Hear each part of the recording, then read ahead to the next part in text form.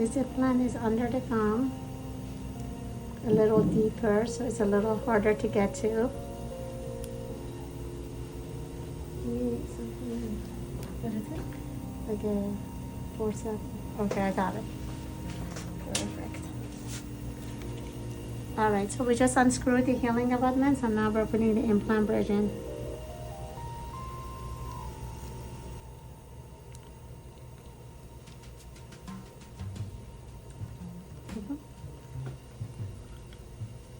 All right, so it's very nice and snug. How does it feel, Laura? Feels good. Wonderful. Just took a nice x-ray. It looks perfect.